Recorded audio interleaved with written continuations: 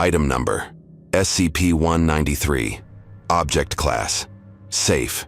Special Containment Procedures: SCP-193-01 is to be contained in Biosite 42 Biohazard Locker 532F at all times except during approved experiments. Every 24 hours, all instances of SCP-193-02 are to be removed from SCP-193-01 and incinerated except on feeding days. Once each week, one instance of SCP-193-02 shall be provided with 30 cubic centimeters of human mucus and left in containment with SCP-193-01. Physical contact with any element of SCP-193 without full Level 2 biohazard gear is strongly discouraged. Personnel believed to be suffering from exposure to SCP-193-03 shall report to a supervisor for immediate medical examination and assistance. Description: SCP-193-01 is consistent in external appearance with a box of brand facial tissue. The bottom folds of the box are abnormally complex and house a previously unknown soft-bodied invertebrate. The creature's genetics suggest that it is a member of phylum Mollusca, but do not match any more specific known taxonomic classification. The cardboard of the box has proven to be a highly specialized shell generated and maintained by the organism, which will gradually repair damage to the box if able. As compared with cardboard, the shell is many times less flammable and more durable, but is by no means indestructible. SCP-193-01 continuously sheds thin segments of its body, instances of SCP-193-02, at a rate of up to 5 segments per 24 hours, depending on available nutrients and remaining space inside the shell. Instances of SCP-193-02 are gradually forced into the main cavity of the shell, where they dry almost instantly.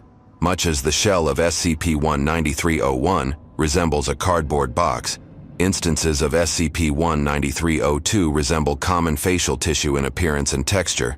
However, both the shell and the segments are composed of chitin, fibroin, and other proteins common in mollusks, as opposed to the expected paper products.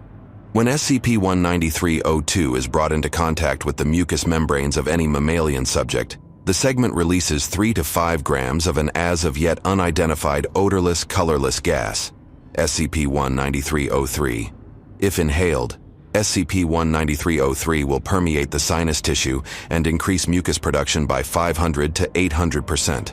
In humans, the increased mucus production unsurprisingly results in the need for additional facial tissue, typically leading to further exposure to SCP-193-02 and 03 and further mucus production.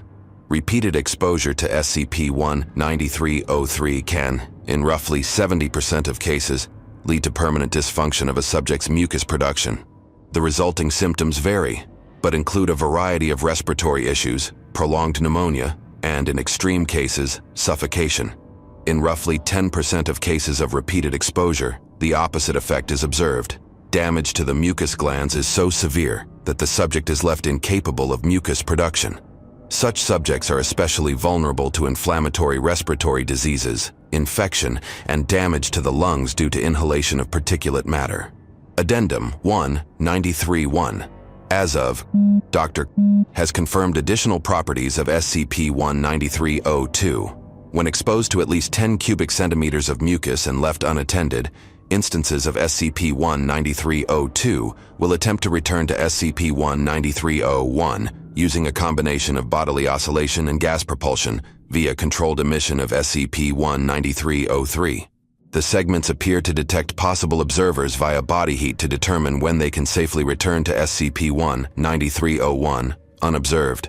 This behavior continues in the presence of thoroughly insulated observers, but not in the presence of large artificial heat sources, supporting the theory that SCP-193-02 detects heat. On reaching SCP-193-01, instances of SCP-193-02 will enter through folds in the bottom of the shell, reintegrating with the main body. These behaviors, combined with the previously cataloged adaptations, are believed to be the hunting and feeding method of SCP-193. More detailed research into the digestion and dietary needs of the organism are ongoing. The locomotion of SCP-193-02 was discovered following an irregularity in Experiment 193, in which several of the used tissues were left unattended for several minutes. When Dr. returned, He discovered that these instances of SCP-193-02 had surrounded the locker holding SCP-193-01, but were unable to penetrate containment. Further experimentation led to the discovery of these previously unknown aspects of the organism. Dr. has been reprimanded for leaving a known organic SCP unsupervised in a testing chamber.